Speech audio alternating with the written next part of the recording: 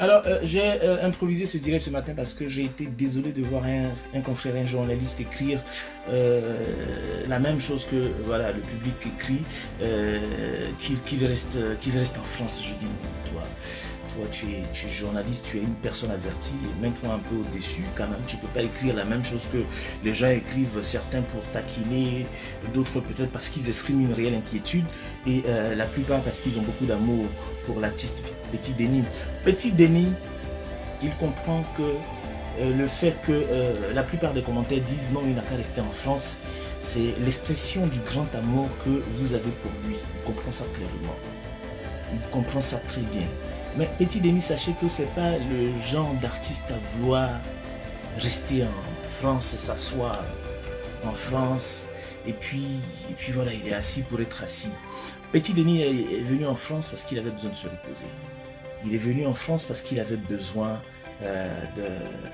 de changer d'air. Il est venu en France parce qu'il avait besoin de suivre une certaine diète, de faire son sport dans le calme. Il avait besoin d'un retranchement. Voilà, ça va faire un peu plus de 8 mois, bientôt 9 mois que Petit Déni est en France. Et après s'être suffisamment reposé, après avoir pris, Petit Déni a estimé qu'il était temps qu'il retourne sur Abidjan parce que la Côte d'Ivoire lui manque, parce que le public ivoirien le réclame. Voilà.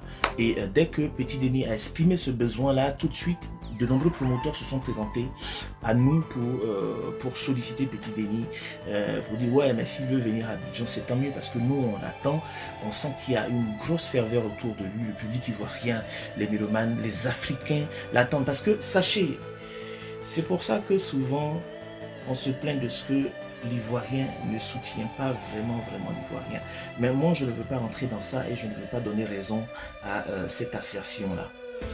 Parce que sinon, il est dit, c'est pas un point de vue que je partage, mais il est dit que l'Ivoirien ne soutient pas l'Ivoirien. Et je ne veux pas partager cette assertion-là. Je ne veux pas la partager parce que quand je vois les réactions des gens lorsque une publication concernant Petit Déni est partagée, quand je vois les mots d'encouragement, quand je vois les messages d'amour adressés à Petit Déni sur sa page officielle, sur nos pages, parce que nous faisons le relais des informations concernant l'artiste, et sur les différentes pages, partout où Petit Déni est publié, ça se voit que Petit Déni aujourd'hui, c'est sans conteste l'artiste le plus d'Ivoire. C'est l'artiste le plus aimé de Côte d'Ivoire. Vous savez, c'est l'aura. Il y a ce quelque chose qui fait que tu n'es pas forcément l'artiste le plus fort, mais tu es l'artiste le plus aimé. Et c'est le cas actuellement avec Petit Déni. C'était le cas avec celui qui malheureusement nous a quitté, le Yorobo Arafat. C'était pas forcément le plus fort. Ce n'était pas forcément le meilleur chanteur de Côte d'Ivoire. Mais il faut lui reconnaître qu'il avait cette aura-là et c'était l'artiste le plus aimé de Côte d'Ivoire. C'est pareil que Petit Déni. Et ça se lit à travers le buzz que toutes ces photos qu'on met en ligne fait, à travers les réactions des uns et des autres.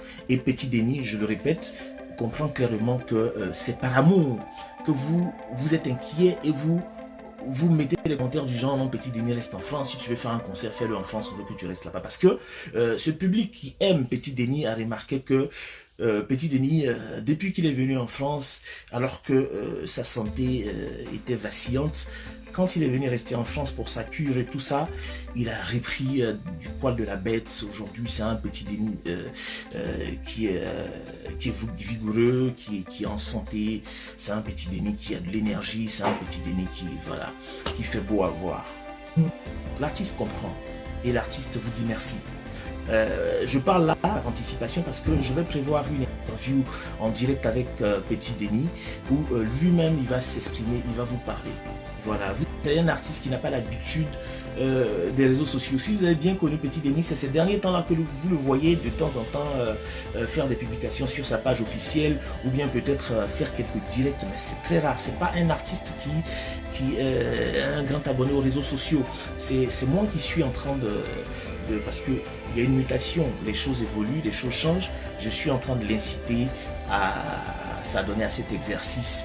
Je lui dis aujourd'hui, tu es en France, si tu dois t'adresser à tes fans, si tu peux le faire sur France 24, ce qui fut le cas. Si tu peux le faire sur de grosses télévisions, si tu peux le faire à travers la RTI, et dernièrement il était grâce à Didier Bléou en direct avec Didier Bléou à Tempo.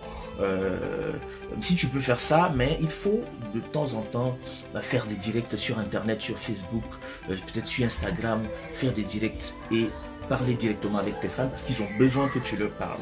Ils ont vraiment besoin que tu leur parles. Donc Petit Denis commence à s'initier progressivement à cet exercice-là et nous allons programmer un grand direct sur des pages partenaires, sur des pages, les grosses pages d'Afrique et de Côte d'Ivoire, en l'occurrence First Magazine, en l'occurrence I Love Coupé Décalé et autres. Un gros direct où Petit Denis va pendant une trentaine de minutes vous parler, répondre à toutes vos questions, répondre à toutes vos inquiétudes. Voilà. Alors, Petit Denis, je vais vous dire, pour entrer dans le vif du sujet, parce que j'ai dit beaucoup pour situer le contexte. Petit Denis, qu'il soit en Côte d'Ivoire ou en France, ce n'est pas là le vrai problème. Voilà. Parce que je comprends l'inquiétude de beaucoup, un peu comme le journaliste qui a écrit aujourd'hui sur ma page, il a dit il va venir en Côte d'Ivoire et puis il va se retrouver dans les ghettos, il va replonger dans ses anciennes habitudes on n'a qu'à se dire la vérité, la drogue et machin et tout. Moi je lui ai répondu, je lui ai dit, mais est-ce que vous pensez qu'en France ici, il n'y a pas de ghetto en France? Vous pensez qu'en France ici, il n'y a pas de fumoir? Vous pensez qu'en France ici, là, de la drogue dure en France? Vous pensez qu'en France ici, il n'y a pas de la drogue frélatée, j'appelle drogue frélatée, drogue fabriquée dans des conditions artisanales, mais très dangereuses comme on en trouve en Côte d'Ivoire? Vous pensez qu'il n'y a pas? De toute façon, il y a drogue dure en Côte d'Ivoire, là, c'est comme ça, il y a drogue dure en France. De toute façon, il y a ghetto en Côte d'Ivoire, c'est comme ça, en plein Paris, il y a des ghettos. Allez à la porte de la Chapelle, il y a des toxicos qui traînent à la porte de la Chapelle. Des blancs, des noirs, des asiatiques, de toutes les nationalités de toxicos qui traînent à la porte de la Chapelle, des gens qu'on ne peut pas récupérer parce que, voilà, parce qu'ils ont tout le temps l'aiguille dans le bras. Vous pensez que quoi? Vous pensez qu'ici, là, on ne vend pas de drogue, quoi? Il y a des drogues même qu'on vend ici, là, c'est plus dangereux même que pour Abidjan. Voilà. Donc, qu'il soit ici ou qu'il soit à Abidjan, si votre inquiétude, c'est par rapport au fumoir, c'est par rapport à la drogue, c'est tout. Ce qui est à Abidjan, que vous voulez qu'il évite là, c'est ça ici en France. Vous pensez que le changement opéré par Petit Denis, c'est nous? C'est moi? C'est Dao l'argent? C'est Denko Junior? Ce sont ces petits gars avec qui il tourne? Vous pensez que c'est Serge Kama qui est à l'origine du changement de Petit Denis ou bien Dao l'argent qui est à l'origine du changement de Petit Denis? Non. Non, non. C'est lui-même, en fait. C'est lui-même. Voilà. Et c'est cette constance qui prévaut actuellement en France qui va prévaloir en Côte d'Ivoire. Le changement de Petit Denis, là, c'est pas Serge Kama. C'est pas Dao l'argent qui a fait son visa pour le faire venir en France. C'est pas Serge Kama qui tourne avec lui tout le temps ou qui le suit dans sa diète, son alimentation, son sport, qui planifie et tout. Non, c'est Petit Denis lui-même. Vous avez suivi sur France 24. Petit Denis, il a dit quoi? Il a dit, j'ai conscience de ce que je suis une icône. J'ai conscience de ce que je suis un exemple pour la jeunesse africaine. J'ai conscience de ce que j'ai intérêt à changer pour toute cette jeunesse pour qui je constitue un exemple. Donc, le changement que vous constatez, ce n'est pas une tierce personne. Ce n'est pas Serge Kama. Ce n'est pas Dao l'argent. C'est Petit Denis lui-même. C'est la volonté de l'artiste lui-même. Alors, Petit Denis, il est très très heureux, mais en même temps, il a mal. Il est heureux, mais en même temps, il a mal. Il y a quoi, 3-4 jours, Petit Denis m'a appelé pour dire, Serge Kama, je suis pas content, moi je fais une vidéo, je fais un direct tout de suite, je suis pas content. J'ai dit non, t'es pas habitué à faire des directs, machin et tout. Et encore, un artiste de ta trempe, tu ne fais pas de direct sous l'effet de la colère. Laisse passer, on va préparer un truc. ce que tu veux exprimer, tu vas l'exprimer. Petit Denis, en même temps qu'il est content de vous, je m'adresse à ses fans, je m'adresse aux Ivoiriens, en même temps qu'il est fâché. Il est fâché parce que il ne comprend pas que il a nourri la volonté de changer pour lui-même, pour sa santé, pour les Ivoiriens. Il a fait plus de 8 mois, bientôt 1 an en France. Ce n'est pas un artiste qui est habitué à caler en France, non. Petit Denis, ici, on a tous les moyens de faire en sorte qu'il reste en France, mais il n'est pas prêt. Ce n'est pas son truc. Ce n'est pas sa gamme, Petit Denis. Il veut tourner, comme il a toujours tourné partout à travers le monde, en Afrique, partout. Donc, il dit, là, je suis en forme. Je fais plein de spectacles au niveau de l'Europe. À chaque fois que je fais un spectacle, c'est carton plein et tout. Mais Serge Camara, ça va faire bientôt 1 an que je suis en France. Pourquoi je ne vais pas aller faire un grand spectacle pour remercier tous mes fans en Côte d'Ivoire, pour leur dire merci, pour leur soutien? Pourquoi on ne va pas aller faire un concert? Débrouillez-vous, trouvez-moi un concert à Abidjan. On va aller à Abidjan, on va casser la baraque à Abidjan pour dire merci à tous ces mélomanes. Voilà. Alors, le concert qui a lieu à Abidjan, c'est la volonté de Petit Denis. C'est un concert pour dire merci aux Ivoiriens. Merci parce que tout au long de sa carrière, malgré les hauts et les bas, vous avez toujours été là pour lui. C'est cela l'objectif de son concert. C'est cela l'objectif de ce concert de Petit Denis à Abidjan. Je vais m'adresser aux enfants bénis de Dieu, pas aux gens qui ne connaissent pas Jésus, mais qui vont connaître plus tard Jésus. On va parler des gens qui jugent. Voilà, on va parler des gens qui jugent. Et la dernière fois, quand j'ai fait mon direct ici, Shalom, Shalom, désolé. La dernière fois quand j'ai fait mon direct ici, à un moment donné, je parlais tellement beaucoup. J'ai dit, j'ai parlé de, comme ça, au lieu de Jérémie, j'ai dit Matthieu. Donc, du coup, il y a une fille qui m'a écrit. Ma sœur, je sais que tu vas regarder mon direct. Je ne fais pas ça pour parler forcément de toi, mais certainement, il y a d'autres personnes, peut-être, qui ont dû faire comme toi. Mais je vais rapidement lire ce qu'elle a dit. Et je pense qu'on est tous des êtres humains. On peut se tromper. Moi, rien ne peut m'empêcher de parler de mon Jésus. Que je me trompe dans les versets. Mais une chose est sûre, elle a bien parlé, mais à la fin, elle a commencé à juger. Il ne faut pas juger. Je ne suis pas parfaite. C'est Jésus seul qui est parfait. Voilà.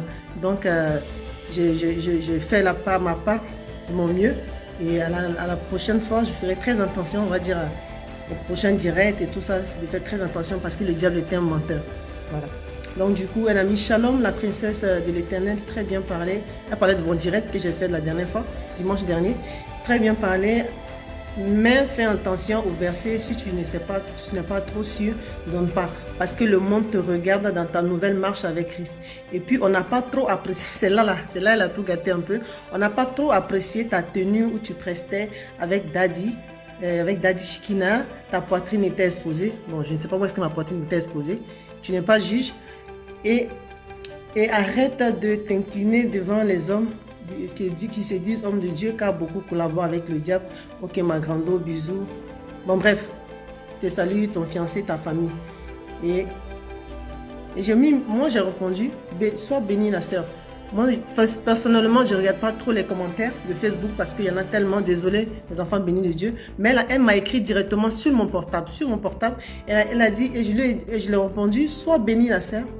Sinon, si tu as bien suivi mon direct, tu sauras que j'ai dit Jérémie au départ. Et sache que l'erreur est humaine car il n'y a que Jésus-Christ qui est parfait. Et puis, c'est quoi les gens? Moi, je ne tiens pas compte des gens. Moi, aujourd'hui, la seule personne que je regarde, c'est Jésus-Christ de Nazareth. Et non l'être humain. Et non toi et moi. Moi, je regarde à Jésus seul. Donc, personne n'est juge. Personne, moi en tout cas, moi, je m'en fous de tous ceux qui sont en train de juger. Le seul juge, l'unique juge, c'est notre Seigneur. Donc, je lui ai dit, je regarde qu'à Jésus et personne d'autre, mais j'accepte d'apprendre avec des personnes qui parlent avec beaucoup de sagesse.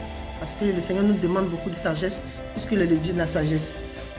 Et en même temps, j'ai dit, parce que dans ton message, tu ordonnes et tu juges. Voilà. Si je me suis incliné devant un homme de Dieu ou je ne sais pas quoi, ou je ne sais pas devant les gens de Dieu, c'est petit à petit qu'on apprend. Moi, je ne suis pas Dieu, je ne suis personne pour les juger. Au fur et à mesure, j'apprendrai à les connaître. Voilà, et Dieu me dira, même pas pendant le cas, Dieu me dira, Dieu m'ouvrira des yeux pour savoir qui est son véritable homme de Dieu ou pas. Parce qu'il dit, on les reconnaîtra par leurs œuvres.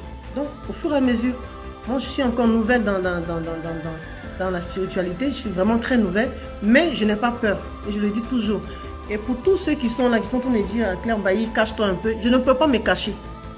Voilà, quand je faisais pour le couper décalé, là, pour le diable, là, je ne me cachais pas. Donc, ce n'est pas pour Jésus, là, je vais me cacher. Pourquoi pour Jésus, là, on va se cacher? Je vais avoir peur de quoi? Dites-moi. Si j'ai peur, là, on dit la foi surpasse la peur.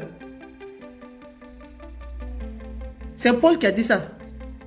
La foi, là, ça dépasse la peur, ça dépasse toute chose. Donc, le Dieu que j'ai choisi, Jésus-Christ de Nazareth que j'ai choisi, qui est en moi, là. Donc, je ne peux pas choisir Jésus-Christ de Nazareth comme sauveur personnel, comme mon Dieu, mon bouclier, et puis je vais avoir peur. Je vais venir devant vous, Facebook, là, où je me dénudais, où je faisais tous les trucs bizarres de ce monde-là. C'est là que je vais venir encore pour parler du Seigneur Jésus, et pour que les personnes qui ont envie de connaître vraiment le Christ, au fur et à mesure, ils vont dire, ah, si maman Claire Bailly qu'on a aimé, n'a pu accepter le Christ, ça veut dire que nous aussi, on peut accepter le Christ. Je ne dis pas que tout le monde est appelé. Je ne dis pas à tout le monde de venir chanter pour Dieu ou bien de venir être pasteur ou je ne sais quoi. Mais seulement tout ce que je vous demande, mes enfants bénis de Dieu, acceptez le Christ comme Seigneur sur votre personnel. Et après, vous serez très bien au fur et à mesure les enseignements que vous allez avoir. Allez-y à l'église déjà, essayez de lire la Bible et tout ça.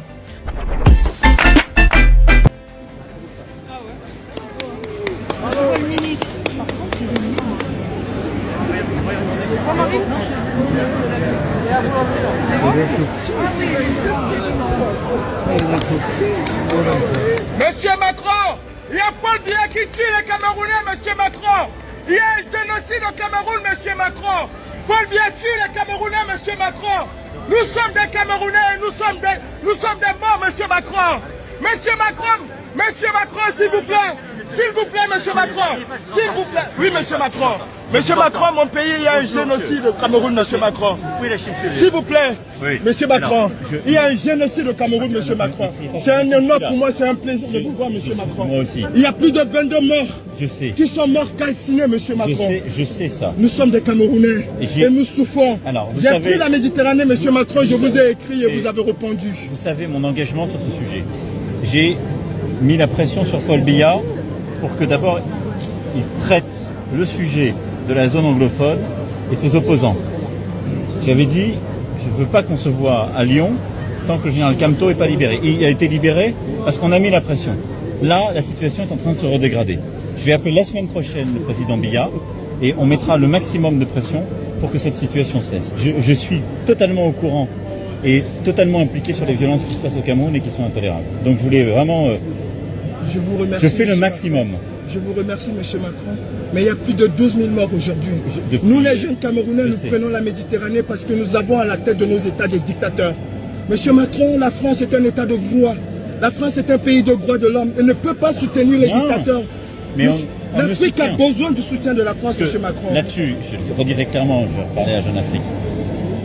Nous sommes, très clair, simplement, la France, elle est toujours prise dans un rôle, si je puis dire, compliqué en Afrique. Nous sommes un État de droit, nous défendons l'État de droit partout. Mais quand en Afrique, un président français dit tel dirigeant n'est pas démocratiquement élu, les Africains disent « Mais de quoi venez-vous vous mêler? Vous n'avez pas à nous donner la leçon. » Donc moi, j'ai dit partout, je veux des dirigeants démocratiquement élus. Et là où ils ne sont pas démocratiquement élus, je travaillerai avec la société civile. Je mets la pression sur chacun et je travaille avec l'Union africaine et les organisations régionales pour mettre la pression. Quand le président Kabila était là, il y avait comme vous des opposants dans son pays. On a mis la pression, on a travaillé avec plusieurs autres présidents. On a réussi à ce qu'il y ait une alternance politique pour avoir le président Tshisekedi. Sur le président Biya, je lui ai dit, il doit rouvrir le jeu, il doit décentraliser, il doit libérer les opposants politiques, il doit faire respecter l'état de droit. Je mettrai tout ce qui est en mon pouvoir pour le faire, je veux vraiment que vous le sachiez.